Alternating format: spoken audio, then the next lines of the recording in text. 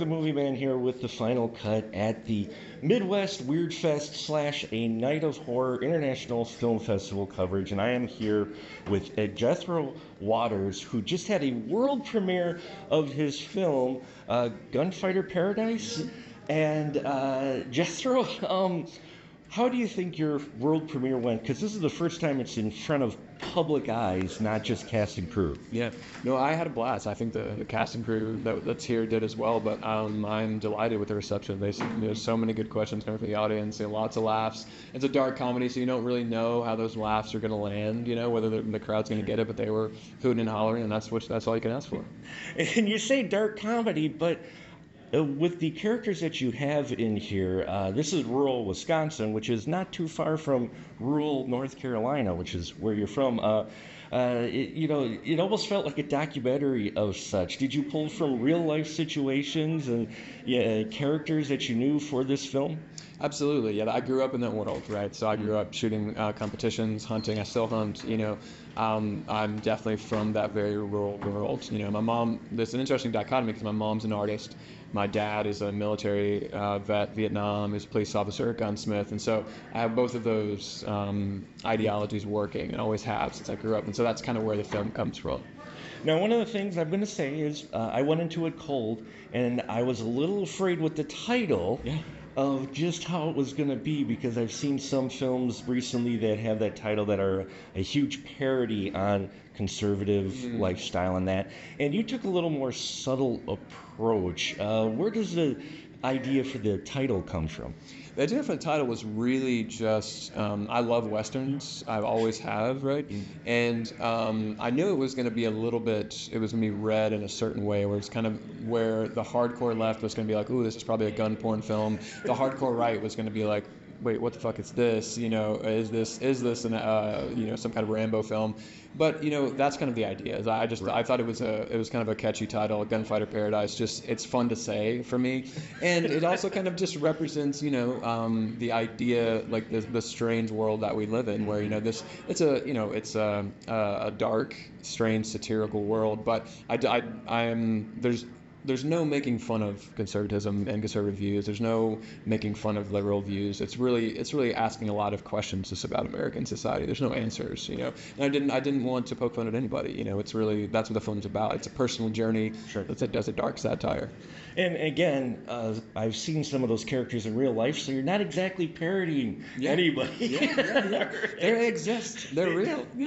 Those people exist. It was just like when we were looking at the other one, The Mysterious Ways, the religious folks portrayed there. It was like, no, there's actually people like that. I mean, it's for comedy. It's kind of played the angle, but it's just like here with Tanner, the main character, Stoner. He with the face paint. The thing is, I could see someone doing that, just walking around with face paint all the time. Totally. Yeah, it's not something that would shock us at this day and age. Right? Sure. You'd be like, oh yeah, there's a guy with 4 guns and face paint on, just walking around Walmart. No big deal. Well, that's what I liked about the characters too. Is everybody who runs into them, they're just like, oh. And then they just move on with their life. You just get used to it, right? It's like, okay, I accept this. I accept this dude who refuses to take his face paint off. So if there's one thing that you'd like people to kind of maybe get out of or get from the film, or maybe spark a conversation from, what would that be for your film? Really, I hope that folks, more than anything, just laugh at, just like, don't take, I don't want to take myself so seriously. And I think as a filmmaker, as an artist, as a professional shooter at times, I took myself very seriously. And this is a film that's dealing with very serious topics. But if anything, I just want people to watch it and to kind of maybe reassess their relationship with how they think about patriotism, and combining that with religion, and combining that with all these different American ideologies that become a Frankenstein at some point, right? And that's really what the film is about. It's just a strange Frankenstein of American ideologies that have gotten us into a lot of trouble, where we're not able to communicate with each other.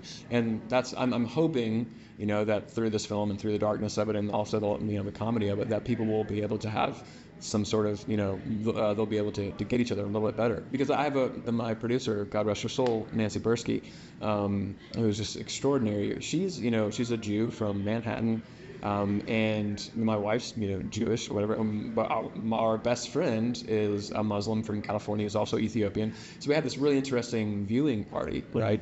And all of them, you got the two Jews, you have Muslim, and you have me, the Christian, raised Christian Southerner. And they all said, the Muslim woman and my friend Nancy, who's Jewish, they were like, I got a completely different perspective of the South than I ever imagined. And this gives me a really interesting window into fatherhood, manhood, masculinity, the South, that's really nuanced, and help them see the South as something more than just, Hicks, because we're not just a bunch of Hicks, right? That's just what you see on the news. Exactly. And you could tell that the director also is the DP, because some of the shots in there were fantastic. What was your favorite shot? Ooh, my favorite shot is the shot where Stoner is walking away into the fog, and it's just a white sheet of fog in the distance.